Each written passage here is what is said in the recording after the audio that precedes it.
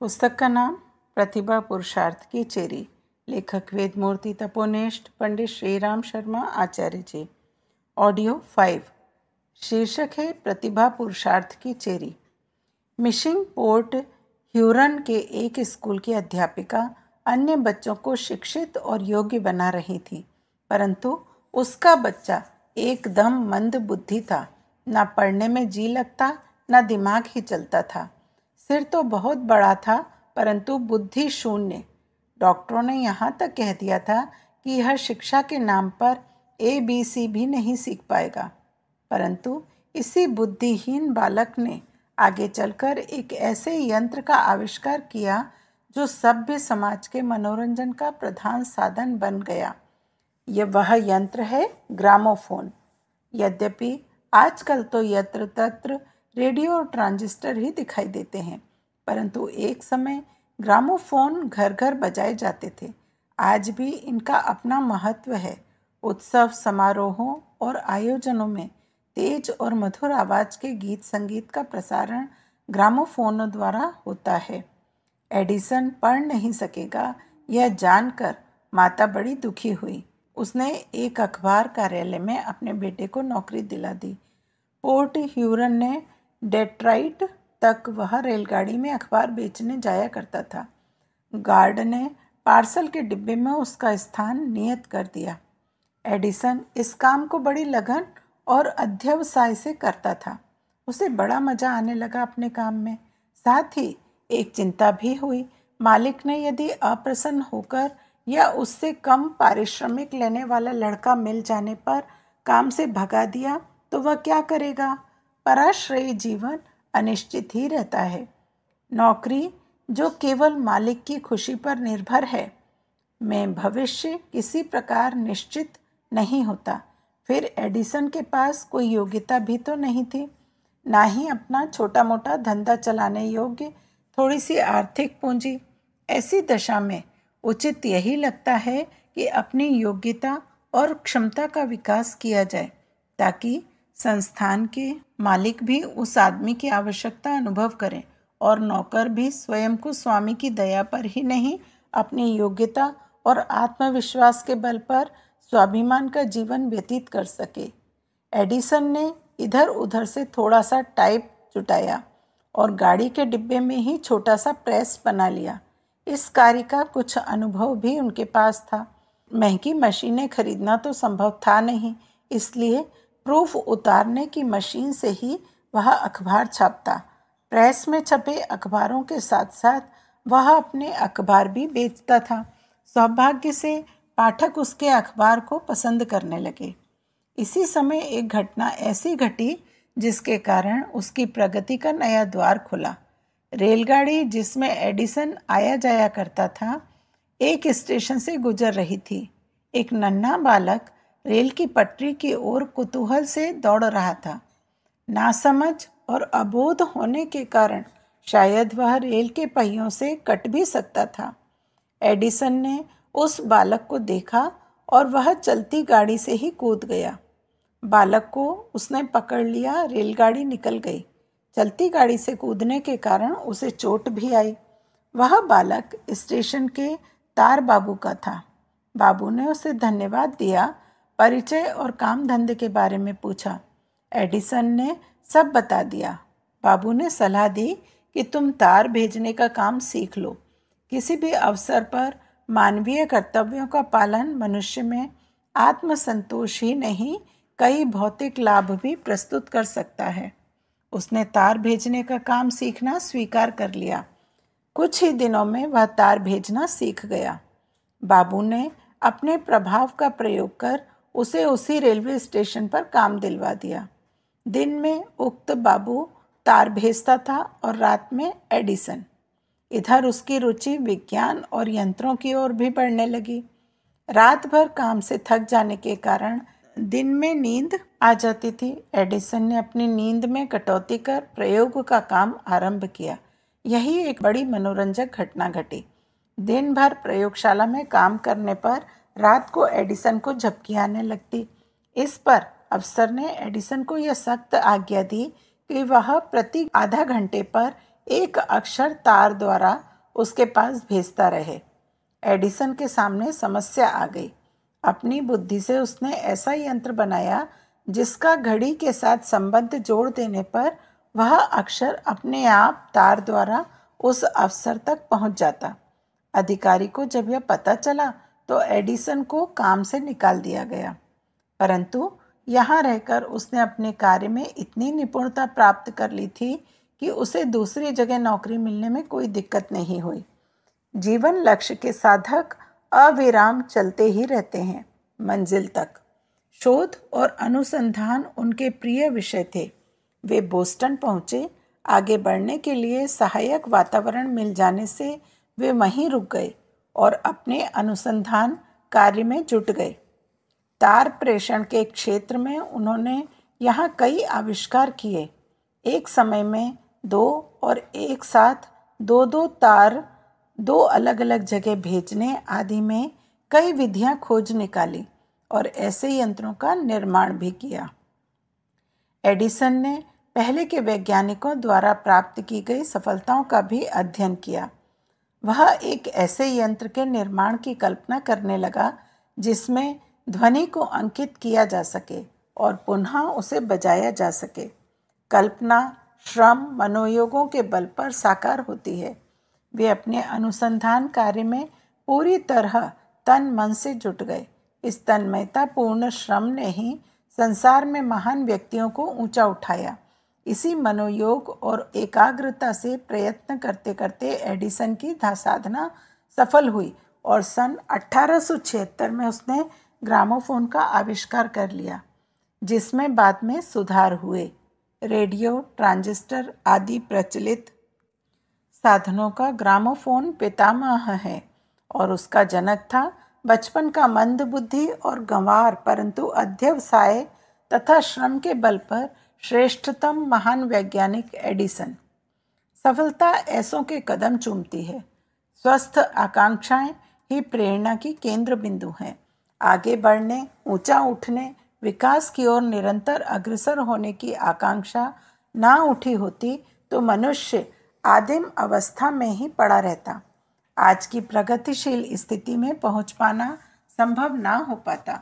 आकांक्षाओं की प्रेरणा से ही पुरुषार्थ को गतिशील होने का अवसर मिला और विकास का मार्ग प्रशस्त हुआ।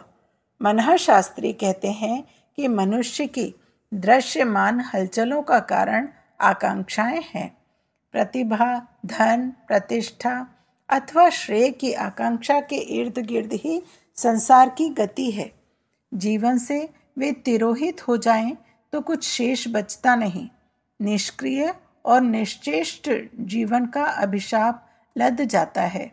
मानव समाज का गहन अध्ययन करने वाले मनोविज्ञानी कहते हैं कि जिस समाज अथवा राष्ट्र की आकांक्षाएं जितनी प्रबल होंगी, भौतिक दृष्टि से वे उतने ही संपन्न होंगे।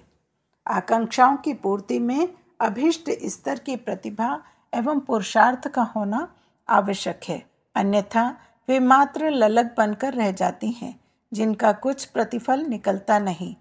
साथ ही उनकी दिशा धारा का रचनात्मक होना भी उतना ही आवश्यक है, नहीं तो उनकी परिणति स्वयं एवं समाज दोनों के लिए ही अहितकर होती है। नाम कमाने की आकांक्षा अधिकांश व्यक्तियों के मन में होती है। कुछ संपदा संग्रह का मार्ग चुनते हैं, कुछ प्रतिभा अर्जन का तथा कुछ शक्ति संग्रह का। अपनी स्थिति का सही मूल्यांकन करके तदनुरूप प्रयास करते हैं। वे सफल भी होते हैं, पर अधिकांश की इच्छाओं का उनकी स्थिति से तालमेल बैठता नहीं। वे अभिष्ट स्तर का पुरुषार्थ नहीं कर पाते, फलतः उन्हें असफलता ही हाथ लगती है।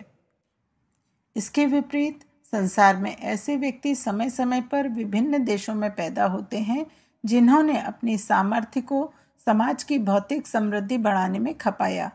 संपदा एवं प्रतिष्ठा की कामना से दूर रहकर वे योगी की तरह कार्य में लगे रहे। उनके काम ही बाद में उनके नाम बन गए। ऐसे व्यक्तियों में आविष्कारक वैज्ञानिकों की एक बड़ी संख्या है, जिनमें से कुछ का नाम उल्लेखनीय है। गैब्रियल डेनियल फ़ारेनहाइट, ने दुकानदारी के कार्य में विफल होकर भौतिकी का अध्ययन शुरू किया, व्यवसाय अपनाया, कांच को बुलाना तथा भौतिकी यंत्रों का निर्माण करना। सन 1724 में उसने 0 डिग्री से 212 डिग्री अक्षांश वाली तापमापी का निर्माण किया। जल के अति शीत होने तथा दबाव बदलने के साथ साथ उबाल बिंदु बदलने का सिद्धांत खोजने का श्रेय भी गैब्रियल को भी है। उसका नाम फ़ारेनहाइट ही ताप मापने की इकाई बना। जेम्स वॉट ने सुधरे हुए भाप इंजन का निर्माण किया। अपनी अनवरत लगन के कारण विश्वविख्यात वैज्ञानिक बना। वॉट बिजली को मापने की एक इकाई है जिसे सभी जानते हैं। एलेसांद्रो वोल्टा अत्यंत प्रभावशाली छात्र था। वह पाविया विश्वविद्यालय इटली में भौतिकी का अध्यापक नियुक्त हुआ। वहीं कार्य करते हुए वह अनुसंधान कार्य में लगा रहा। उसने स्थिर विद्युत को जमा करने वाले उपकरण, इलेक्ट्रोफोटिक सेल, वोल्टेनिक सेल तथा बैटरी का निर्माण किया। धारा विद्युत सिद्धांत की प्रस्तुति वोल्टा विभवांतर मापन की एक इकाई है। सोने में मिलावट ज्ञात करने के जिस सिद्धांत का आविष्कार यूनान के महान गणितज्ञ आर्किमिडीज ने किया, वह आज भी आर्किमिडीज के नाम के सिद्धांत के रूप में विख्यात और मान्यता प्राप्त है।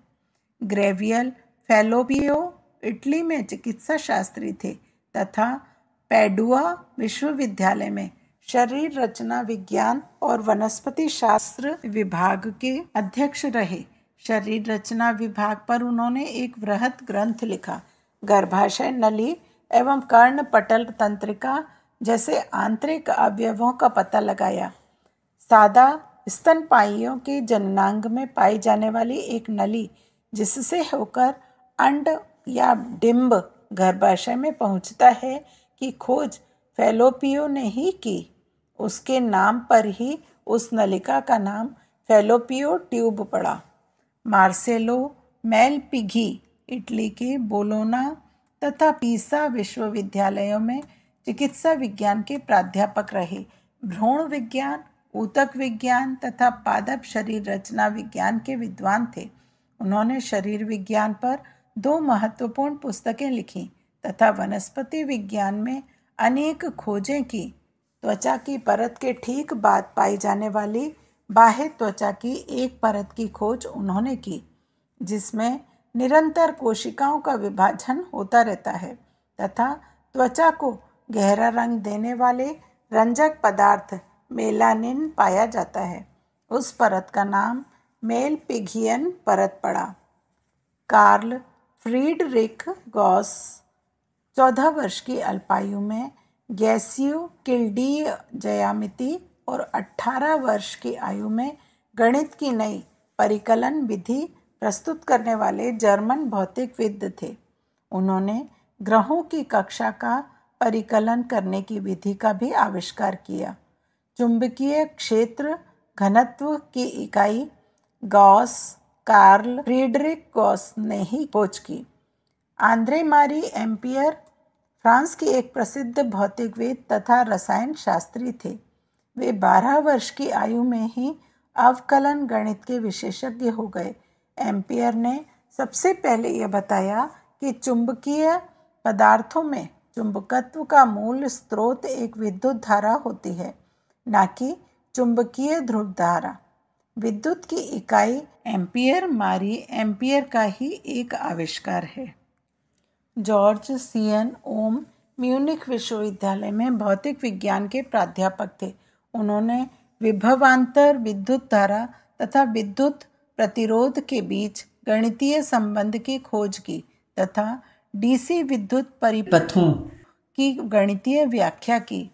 ओम विद्युत प्रतिरोध मापने की एक व्यावहारिक इकाई है। जेम्स प्रेस्कॉट जूल ब्रिटिश भौतिकविद थे। उन्होंने ताप के यांत्रिकी सिद्धांत, गैसों के अंगुगणित सिद्धांत तथा गैसीय अणु के वेग के आकलन सिद्धांत की खोज की। जूल सेंटीमीटर ग्राम सेकेंड प्रणाली में ऊर्जा की इकाई के रूप में प्रेस्कॉट का नाम अमर है। लुई पाश्चर विख्यात फ्रांसीसी रसायनज्ञ तथा लाइल विश्वविद्यालय के रसायन शास्त्र के प्राध्यापक थे। किण्वन प्रक्रिया पर उन्होंने विशद अध्ययन अनुसंधान किया। पॉस्चराइजेशन, तापोपचार द्वारा दूध आदि तरल पदार्थों में हानिकारी जीवाणुओं को नष्ट करने की विधि की खोज पॉस्चर की ही देन है। इस खोज से तरल पदार्थ अधिक समय तक सुरक्षित रखे जा सकते हैं। जेम्स क्लार्क मैक्सवेल महान ब्रिटिश भौतिकविद कैम्ब्रिज विश्वविद्यालय के प्राध्यापक थे। उन्होंने विद्युत धारा एवं तथा चुंबकीय क्षेत्र के बीच परस्पर क्रिया की स्थापना की, जो संवाद प्रेषण के उपकरणों के विकास का आधार बनी। उनका नाम मैक्सवेल सेंटीमीटर ग्राम सेकंड प्रणाली में चुंबकीय फ्लक्स की इकाई के रूप में प्रख्यात है। विज्ञान के क्षेत्र में ऐसे अगणित नाम हैं जो वैज्ञानिकों के कामों के कारण जाने जाते हैं। Newton, Dalton, madam Curie, Einstein आदि नामों की लंबी श्रृंखला है, जिन्होंने अपनी विलक्षण प्रतिभा का सुनियोजन करके अद्भुत आविष्कारों को जन्म दिया, जिनसे समस्त मानव जाति किसी न किसी रूप में लाभान्वित हो रही है। श्रेय अर्जित करने के लिए आवश्यक नहीं कि मनुष्य बुद्धिमान हो। ऐसे व्यक्ति तो थोड़े से होते हैं, पर महानता का मार्ग हर किसी के लिए खुला है। अन्वेषण बुद्धि की कमी किसी में नहीं है। हर कोई अपने ही प्रयत्नों से उस मार्ग में आगे बढ़ता चल सकता है। परहित हेतु प्रतिभा का अवलंबन लेने वाले परमार्थ परायणों का यश इतिहास में स्वर्णाक्षरों में अमर है। उनका अनुगमन कर श्रेय अर्जित कर सकना हर किसी के लिए संभव है।